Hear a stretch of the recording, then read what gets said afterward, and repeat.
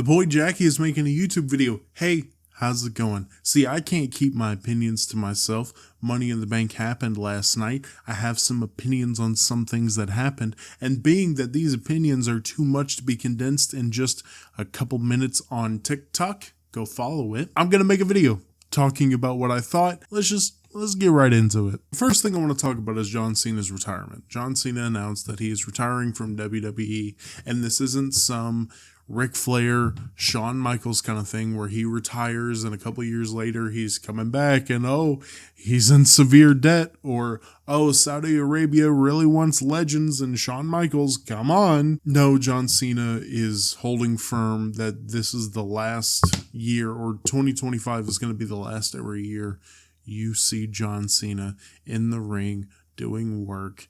Even out of the ring, you're not going to see him be physical ever again outside of next year. Now, I was going to make this a full video. What should John Cena's run look like? But then I thought to myself, hey, I'm not a writer. I'm not a booker. I enjoy professional wrestling. I enjoy the storytelling aspect, but I'm nowhere near qualified enough to make any sort of statement on how John Cena should be booked and what stories he should be involved in the next year. I do, however, would like to see two things. I want to see him and Randy Orton at WrestleMania 41. Randy Orton has came out and said that before his career is up, he wants to have a proper match with John Cena at WrestleMania. As much as I love Edge, as much as I love like CM Punk, Randy Orton is the ultimate bad guy to John Cena. He is the Joker to John Cena's Batman. He is the Scorpion to John Cena's Sub-Zero. It's them. And they should have a match at WrestleMania. Should it be for a title? Maybe. A Randy Orton-Cody Rhodes feud with Randy Orton going over. That could be very, very interesting. Randy Orton carries that title into WrestleMania. John Cena maybe wins it, carries it, maybe to SummerSlam, maybe, and drops it to a rising star. Because John Cena, I wouldn't, how should I put this? I wouldn't say John Cena is not one of the older minded guys, go out on your back, put the younger star over. So one of his final, at least PLE matches, putting over a younger star like Braun Breaker, maybe Carmelo Hayes, maybe Solo Sikoa, even, depending on whatever happens with this whole Bloodline Civil War. Solo could be in a spot where he wants the, undisputed WWE championship or whatever championship, and John Cena can put him. The ending of John's career, putting over a younger star, giving the younger star, I retire John Cena. I think that's the proper thing to do in terms of in-ring work. That ends kind of the happier portion of this video, because there was a lot of cons. And we're going to start off, a lot. There's two major things that really upset me, and they kind of bled into each other outside of the Sami thing. So let's talk about the Sami thing right now. Sami Zayn and Braun Breaker had a good match. Sami Zayn doesn't need, nor should not have, a long Intercontinental title reign. From April to now, that's a fine title reign. That's fine, and we love it. I'm never going to hop on the hate train for Sami Zayn. I never am. He is part of the reason I got back into professional wrestling. NXT TakeOver Dallas, Sami Zayn, Shinsuke Nakamura. That match is what got me back into professional wrestling. I will always have an emotional attachment to Sami Zayn. So this is nothing knocking him. But this title reign, you had a fun little thing with Chad Gable, and that's about it. That's about it.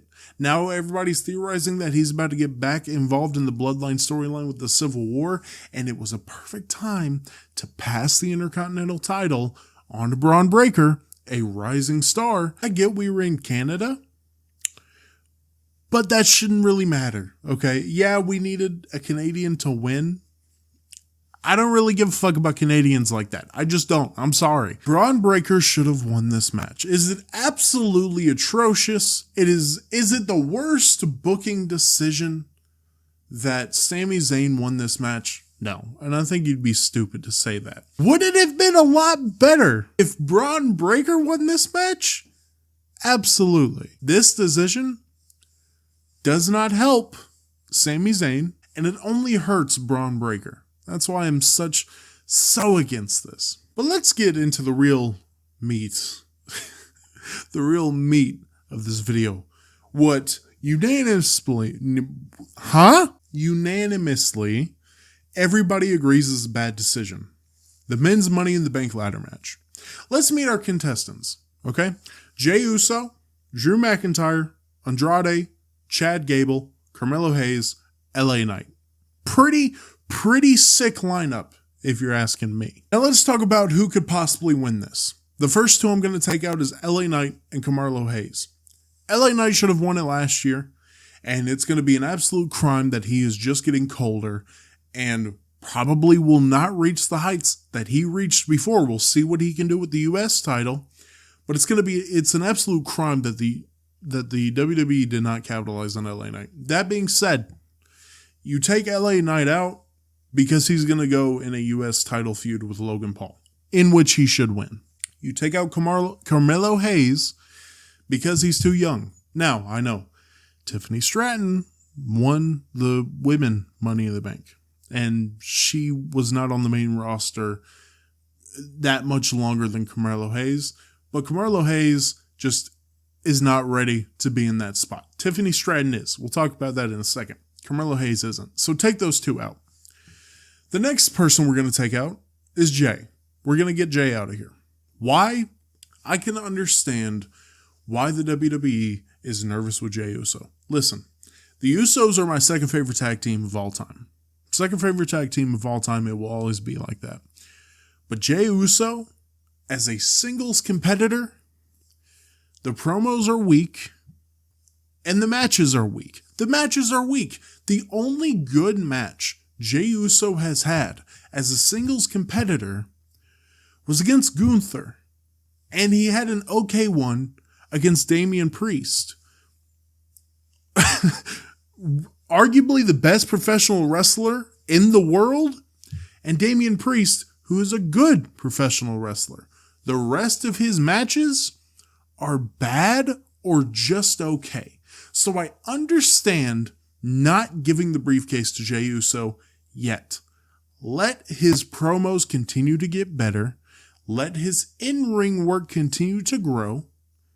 And hopefully down the line we can start giving things to Jey Uso. That leaves you with three. Chad Gable, Drew McIntyre, and Andrade. Out of those three, Drew McIntyre can get out of here. Why can Drew McIntyre get out of here? He doesn't need the briefcase.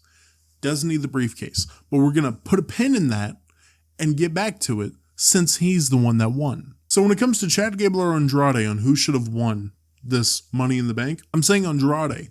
Only because Chad Gable's right now involved in the Alpha Academy Wyatt 6 stuff. Yes, I think the briefcase could have added to that. But I think just they have a plan for that. They're sticking to the plan of whatever that is, and I'm enjoying the Wyatt 6. I'm enjoying what the Alpha Academy is doing, so I am okay with Chad Gable not winning it. So that leaves the clear and obvious choice is Andrade. He has main event talent. He has main event potential. He just needs the opportunity. And the opportunity is sitting right in front of him. Right in front of you to push this guy as a major star in which he has the potential to be. And what do? You give it to Drew McIntyre, someone who does not need the case, you could come out tomorrow without Drew McIntyre in this ladder match at all and say, Drew McIntyre is facing Damian Priest at SummerSlam, and people will be like, okay, yeah, seems right. It's Drew McIntyre. He doesn't need the case. But you know what? I was sitting back and I was like, listen, when Drew McIntyre won the case, I sat back and I was like, I really wanted Andrade to win it. Really wanted Andrade to get that big push. But the case, it's a heel thing. Drew McIntyre is the best heel in professional wrestling right now. I know it's going to be fun. I know it's going to be good. And then the World Heavyweight Championship match came up and they fucked it. They just threw the case away. I don't get it. The Money in the Bank briefcase is one of the most interesting things in the WWE. It's one of the most intriguing storyline gimmicks, if you want to call it. And you threw it away to further or to add to a feud that didn't need anything added to it. Drew McIntyre cashes in the middle of the World Heavyweight Championship match. I have to make that clear. Yes, there was the botched pin, but he was supposed to interrupt that pin. Y'all know the story by now. He was supposed to interrupt that pin, but you cash in the middle of the match and then have CM Punk interrupt the match. I don't get it. I really don't get it. Why would you throw this away? I'm just upset because Andrade could have done such good things with this. Such good things with that briefcase. And you threw it away to add on to a feud that didn't... I already said this. I'm repeating myself. The only logical explanation I could find was by the homie Humble Wrestling on Twitter. At Wrestling Humble. I don't know why he put his name like that, or they put their name like that. I don't know their pronouns. They tweeted out, Triple H knew Cody was about to have a really long reign, and Gunther is not losing the world title after winning at SummerSlam, at least until WrestleMania, so they went the easy and predictable route with the men's Money in the Bank, and decided to use it as they used it. I can sit down, and I can accept that. Not really. I'm not accepting WWE taking the easy way out. The Money in the Bank briefcase is a way to make new stars. Andrade is already a star. You could send him to new heights and have a new main event player that brings new things to the main event scene. Yes, this may be true that Andrade gets the case and is not able to cash it in for a very long time. That happened with Damian Priest. Damian Priest didn't cash in until WrestleMania.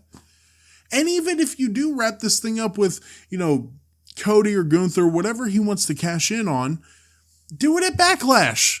Do it on a random Raw just after WrestleMania. Like, you're telling me that the WWE was like, yeah, we just don't want to deal with it? Like, I wouldn't have a problem with it if that wasn't such a big thing that can create new stars and better people's career. I think that's a very, very shitty thing to do. I want to end this video on some good things, though, because there was good things. Good thing number one, Jacob Fatu looks completely unshackled, if you want to say. A lot of people were fearing that when the WWE picked up Jacob Fatu, they were going to limit his abilities. You can't do all the stuff that you did in MLW and other places. Well, outside of Jacob Fatu really saying concussions, what is that? Concussions? I'm going to show you these repercussions, motherfucker. Because my God, I want someone to go back and watch the 6-man tag team. Watch that and count how many times Jacob Fatu headbutted someone. It's got to be an ungodly amount. But Jacob Fatu looks like he's off the chain. Go do you. Go be you. And I am here for it because every time he was tagged in, I was hyped up. And the first time I was disappointed because he just did a Samoan drop, shouted at the crowd, and then I believe tagged Solo in. But after that, phenomenal stuff. Another thing, as much as I hated the CM Punk interruption and everything in regards to that, he did a lot of physical things. Not like fully, but he slapped Drew around, threw him over the barricade, hit him a couple times with the chair, which is good. Good. I'm here for CM Punk getting better and better and better. And Tiffany Stratton won the women's Money in the Bank. I see a lot of people not liking this. in which I have to disagree. I think Tiffany Stratton, out of all the women in that Money in the Bank ladder match, was she the obvious choice? Yeah.